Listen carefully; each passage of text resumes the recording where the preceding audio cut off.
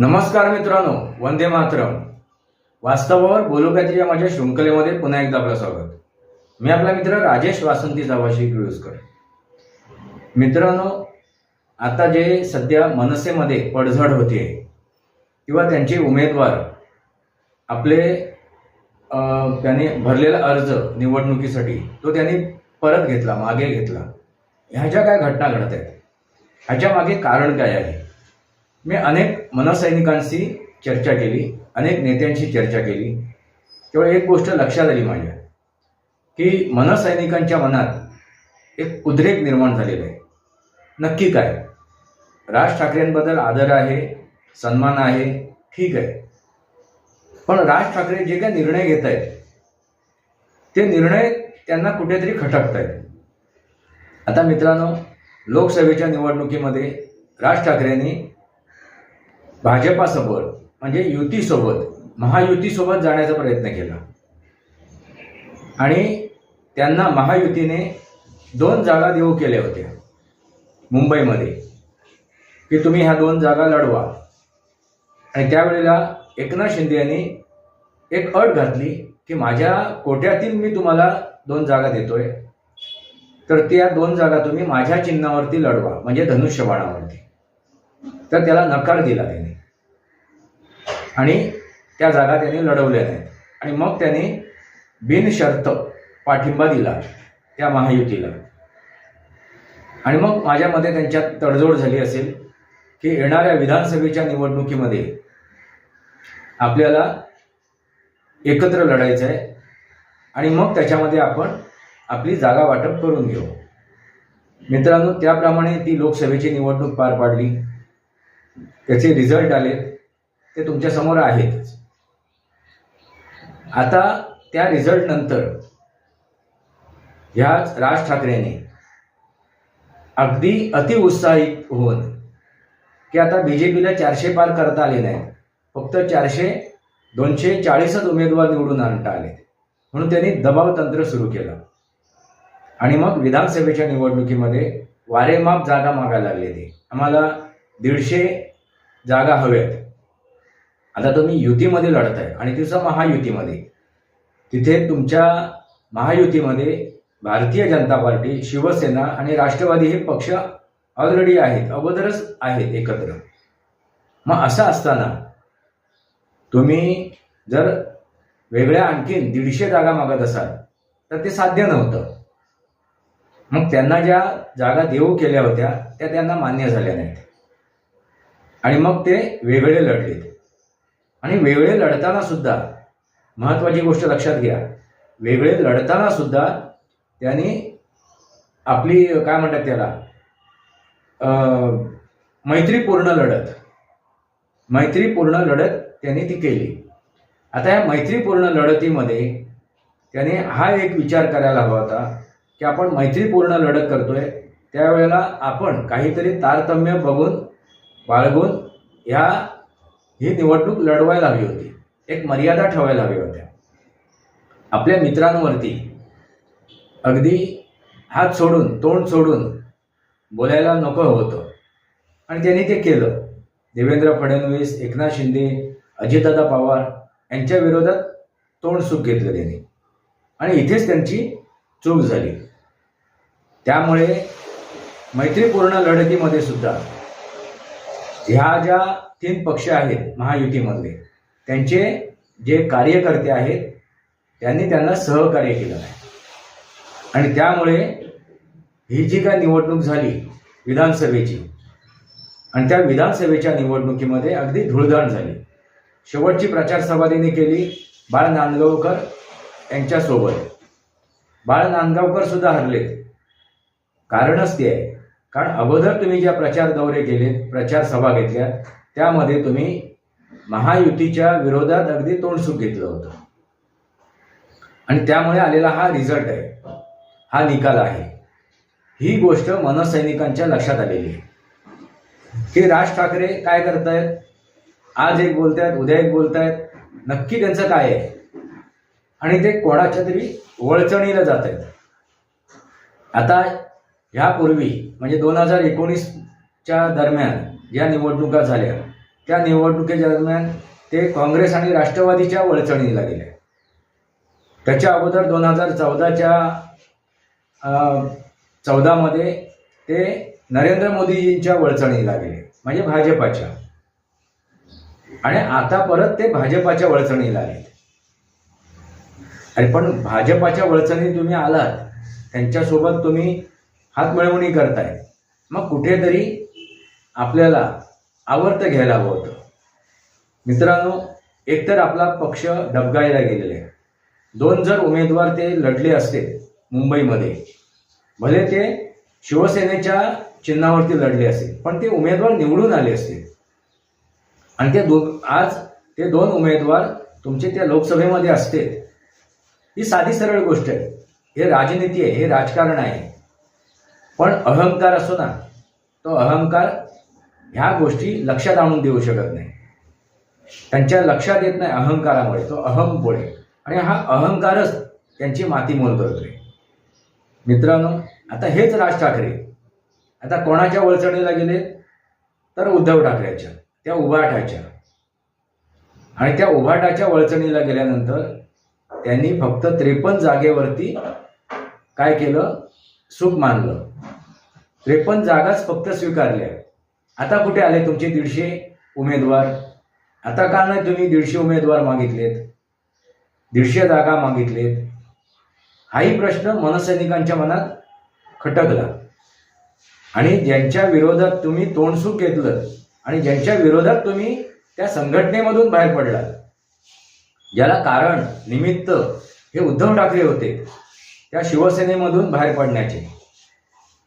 आणि राज ठाकरेंचे असे वेगळे मतदार नाही आहेत, त्यांनी कमवलेले मतदार नाही आहेत, ते शिवसेनेचेच मतदार होते, जे राज ठाकरेंचे चाहते होते, समर्थक होते. त्याच मतदारांनी परत मनसेला निवडून दिलं होतं. मग त्यांची अशी वेगळी वोट बँक नव्हती. ही गोष्ट राज ठाकरेंनी समजून घ्यायला पाहिजे होती. आधी आपली एक वोट बँक तयार केली पाहिजे होती. ती न करता त्यांना असं वाटलं की मी खूप मोठा नेता आहे आणि माझ्यासमोर अगदी सगळे जे मतदार आहेत ते पायघड्या पसरतील, माझ्यासोबत येतील. असं नाही मित्रांनो. आणि हे वास्तव त्यांच्या लक्षात आलं नाही आणि मग ते अहंकारी झाले. आणि त्यांनी जो पक्ष चालवलाय तो पक्ष एक प्रायव्हेट लिमिटेड कंपनी म्हणून चालवलाय. आपल्या नेत्यांचे विचार घेत नाहीत, आपल्या कार्यकर्त्यांचे विचार घेत नाहीत. हम करे सो कायदा. ह्या ज्या परिस्थिती निर्माण झाली ना, त्या परिस्थितीचं हे सगळं बीजारोहण आहे. मित्रांनो, आता मला एक सांगा, साधी सामान्य गोष्ट आहे की मनसैनिकांना एक वेळ हवा होता आपली प्रचार करण्यासाठी. जर तुम्हाला उभाटावर जायचं होतं, त्या उद्धव ठाकरेंची हात मिळवणी करायचीच होती, मग त्याच्या वाटाघाटी तुम्ही अगोदर करायला हव्या होत्या आणि ते जाहीर सुद्धा करायला हवं होतं. जुलैमध्ये जर तुमचं हे बोलणं होते, तुम्ही जर एकत्र पत्रकार परिषद घेतली, तर तुम्हाला त्या जुलैपासून आज तग्यात हा निर्णय का घेता आला नाही? मग का तुम्ही धरसोड करत होतात? कोणाची वाट पाहत होतात? आणि ज्या उद्धव ठाकरेला अगदी पाणी पिऊन पिऊन त्यांनी दोष दिले, त्यांचं उकळपाकळ काढलं, त्यांना अगदी उघडं नागडं केलं, अशा उद्धव ठाकरेंच्या सोबत ते परत गेले. आणि कारण कोण होतं त्या शिवसेनेतून बाहेर पडायला? तर उद्धव ठाकरे. आणि ही गोष्ट मनसैनिकांना खटकलेली आहे. भले शिवसैनिकांना आणि काही मनसैनिकांना, काही शिवसैनिकांना आणि काही मनसैनिकांना हे 2 भाऊ एकत्र आलेले पाहिजे होते. याचा अर्थ तमाम मनसैनिकांच्या मनात ते नव्हतं, कारण तुम्ही अगोदर बाहेरच का पडलात? मग त्यावेळेला तुमच्या मनात त्या महाराष्ट्राबद्दल आत्मीयता नव्हती का? त्या मुंबईबद्दल आत्मीयता नव्हती का? सरळ साधी गोष्ट आहे. बाहेर पडलात त्यावेळी ह्या महाराष्ट्राचा, ह्या मुंबईचा उत्कर्ष करायला बाहेर पडलात की परत तुम्ही एकत्र गेलात? त्यावेळी या महाराष्ट्राचं आणि मुंबईचं उत्कर्ष करायला एकत्र गेलात. नक्की काय? हाही प्रश्न मनसैनिकांच्या मनात निर्माण झाला.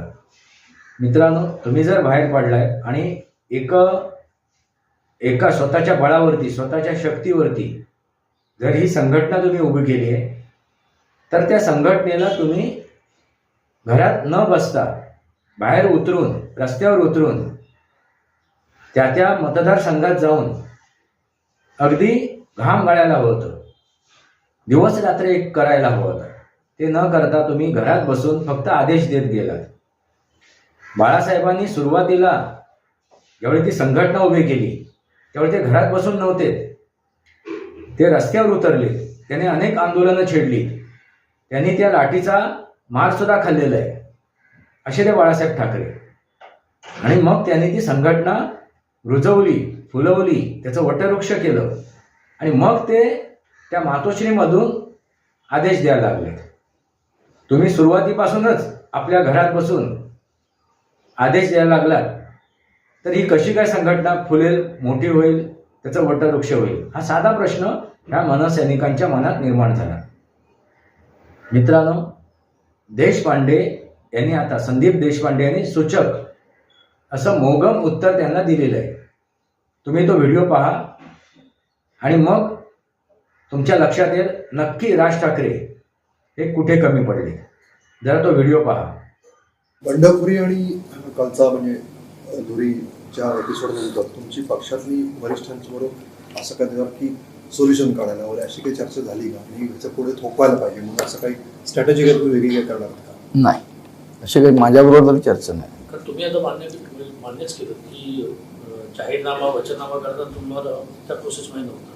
हां, जागा वाटपात सुद्धा तुम्ही त्या प्रोसेस माहीत नव्हता. हो. म्हणजे तुम्हाला कुठल्याच प्रोसेसमध्ये सहभागी करून घेतलं नाही, तुम्ही मान्य करता. हो.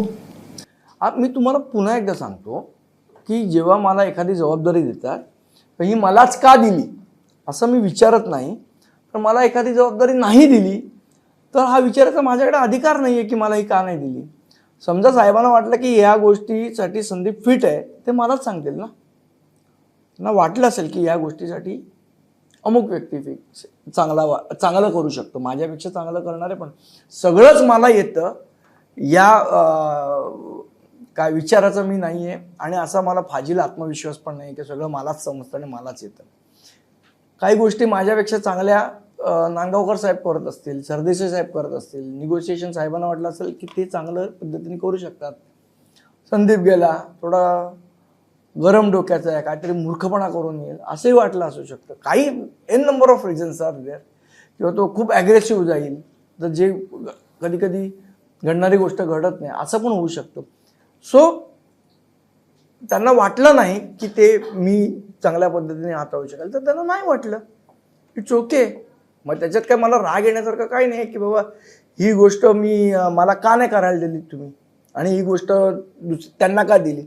एखादी गोष्ट ते मला करायला देतात तर तो पक्षाच्या प्रोसेसचा भाग आहे.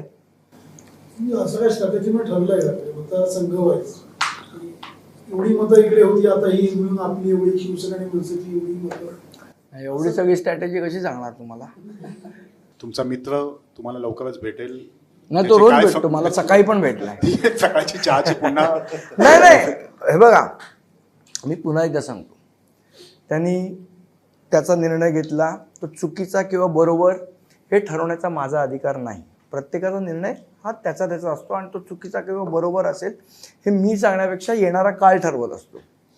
उद्या जर मला असं वाटलं स्वतःला की मी आता माझ्या पक्षात ॲसेट नाही लायबिलिटी आहे, तर मी स्वतःहून बाजूला होईल. माझा अट्टाच असणार नाही की मी लायबिलिटी झालं तरी मला पोसा नाही. जर माझ्या पक्षात मी ॲसेट म्हणून असीन तरच मी काम केलं पाहिजे. उद्या मी जर लायबिलिटी झालो माझ्या पक्षाला तर मी काम नाही केलं पाहिजे. आज एखादा खेळाडू त्या टीममध्ये ॲसेट म्हणून करत असेल तर तो पाहिजे त्या टीमला. उद्या तो खेळाडू कॅच सोडतोय, बॅटीला बॉलच लागत नाही आणि तरी जबरदस्ती क्रिकेट खेळतोय, तर तो लायबिलिटी होतो, त्यांनी बाजूला झालं पाहिजे. मला असं वाटतं मी कधी ॲसेट आहे आणि कधी लायबिलिटी आहे हे देवदयेने मला कळेल आणि तेव्हा निश्चितपणे मी बाजूला होईल. लायबिलिटी झाल्यानंतर तुम्ही वेगळ्या पक्षाचा विचार करणार का? नाही, मी तुम्हाला सांगतो की एखाद्या पक्षामध्ये ॲसेट असणं हे मला असं वाटतं खूप गर्वाची गोष्ट आहे. जर त्या पक्षात तुम्हाला वाटायला लागलं की आता आपण ॲसेट नाही होत, आपल्यामुळे पक्षाला अडचणी तयार होत आहेत, देन युअर लायबिलिटी. अजूनपर्यंत माझ्यावर तशी वेळ आली नाही आहे. ज्या वेळ आणि देव करून माझ्यावर तशी वेळ न येऊ आली तर त्यावेळेला काय निर्णय घ्यायचा तुम्ही घेईन. पाहिलात का मित्रांनो हा व्हिडिओ? आता संदीप देशपांडे यांनी सूचक हे विधानं केलेली आहेत, त्यांनी मोगम विधानं केलेली आहेत, त्यांनी थोडक्यात इशाराच दिलेला आहे.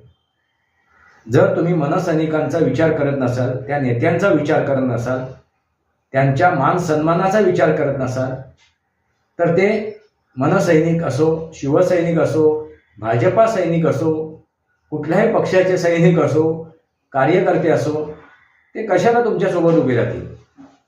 का त्या पक्षात राहतील? आणि तेच घडते. ते मनसैनिक का आपल्या मनातून उतरलेत, म्हणजे त्यांच्या मनातून तुम्ही उतरलात, याचा पाठपुरावा तुम्ही करायला हवा होता.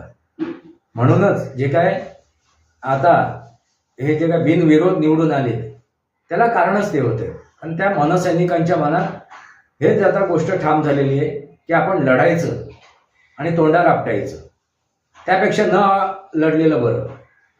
कारण समोरचा जो उमेदवार आहे तो आपल्याला जिंकू देणार नाही आहे, आणि तीच परिस्थिती आहे. आणि हेच जे प्रश्न आहेत, जे उद्धव ठाकरेंना प्रश्न विचारले होते ह्या राज ठाकरेंनी, तुम्ही ह्या 25 वर्षात काय केलं? ज्यावेळी तुमच्या हातात ह्या मुंबईची सत्ता होती त्यावेळी तुम्ही काय केलं? असे अनेक प्रश्न जे विचारले होते, त्या प्रश्नाचं उत्तर उद्धव ठाकरेंनी दिलेलं नाही आहे. आणि तसं नसताना सुद्धा तुम्ही परत उद्धव ठाकरेंच्या सोबत गेलात. मग त्यावेळी तुम्ही उत्तर काय देणार? ज्यावेळी तुम्हाला जनता प्रश्न विचारेल की उद्धव ठाकरेंना हे विचारलेल्या प्रश्नाची उत्तरं तुम्हाला मिळाली नसताना तुम्ही उद्धव ठाकरे यांच्याशी हात मिळवणी का केली? तुम्ही उद्धव ठाकरेंचा जाच झाला म्हणून तुम्ही त्या शिवसेनेमधून बाहेर पडलात आणि एक स्वतंत्र पक्ष निर्माण केला. मग आता तुम्ही उद्धव ठाकरेंच्या सोबत का गेलात? असे अनेक प्रश्न आहेत जे उद्धव ठाकरेंना समोर ठेवून जनता सुद्धा विचारेल, आणि या जनतेला काय उत्तरं द्यायची ही त्या मनसैनिकांच्या मनात प्रश्न निर्माण झालेच असणार. आणि त्याचमुळे ह्या मनसैनिकांनी हा घेतलेला निर्णय असावा की न लढताच आपण आपली इज्जत चव्हाट्यावर न ठेवता, आपल्या इज्जतीची धुळधाण न करता आपण ती आपल्या उमेदवारी मागे घेतलेली बरे. कारण का? कारण तुम्ही वेळच दिला नाही, आणि त्यानंतर जे काय तुम्ही जागा मागून घेतल्या त्या सुद्धा नगण्य आहेत. मग ह्याच जागा तुम्हाला त्या महायुतीमध्ये मिळत होत्या, ह्याच प्रकारे तुम्हाला त्या जागा महायुतीमध्ये मिळत होत्या. त्या जर जागा तुम्ही लढल्या असत्यात त्या विधानसभेच्या निवडणुकीमध्ये, तर तुमचे 20, 25, 10, 12, 5, 6 जे काय असतील आकडे, ते आकड्याचे उमेदवार निवडून आले असते, आणि त्या मानाने सन्मानाने तुम्ही त्या विधानसभेमध्ये जाऊन बसले असतात. ही साधी सरळ गोष्ट आहे मित्रांनो. हेच ते कारण आहे. मनसैनिक नाराज का आहेत? मनसैनिकांच्या मनात नाराजी का आहे? त्यांच्या मनात तुमच्याबद्दल जो विश्वासार्हता होती ती कमी का झाली? तुमच्याबद्दल निष्ठा होती ती निष्ठा का कमी झाली? ती धुळीस राज ठाकरे तुम्हीच मिळवलेली आहे. त्याला कारण तुम्हीच आहात. तुझा आहे तुझ्या जीवनाचा शिल्पकार, झाला मानव या संसारी आपुला पण वैरी, आणि तुझा आहे तुझं पाशी परी जागा चुकलाशी. आणि हीच जागा हे राज ठाकरे चुकलेले आहेत. झाला मानव या संसारी आपुला पण वैरी, स्वतःच वैरी झालेले आहेत. आणि तुझं आहे तुझ्या जीवनाचा शिल्पकार, म्हणजे शिल्प घडवायचं होतं, ते शिल्प तूच बर्बाद केलंस असंच म्हणायची वेळ आलेली आहे त्या मनसैनिकांच्या मनात, त्या मनसैनिकांना. मित्रांनो, तुम्हाला काय वाटते? हे जे काही विचार मी मांडले तुमच्यासमोर, हे विचार तुम्हाला पटतायत का? जर पटत असतील किंवा तुम्हाला त्याच्याबद्दल जर चुकीचं वाटत असेल तर आपले विचार कमेंट बॉक्समध्ये मांडा. हे वास्तव आहे, आणि वास्तव तुम्ही नाकारू शकत नाही. वास्तवावर बोलू काहीतरी. वास्तवावर बोलू काहीतरी म्हणजे शृंखलेला सबस्क्राईब करा, बेल आयकॉन दाबा, माझे विचार पडसे लाईक करा, आपले विचार कमेंट बॉक्समध्ये मांडा. तुर्तास इतकंच. भारत माता की जय, वंदे मातरम. जय भारत, जय महाराष्ट्र, जय सनातन.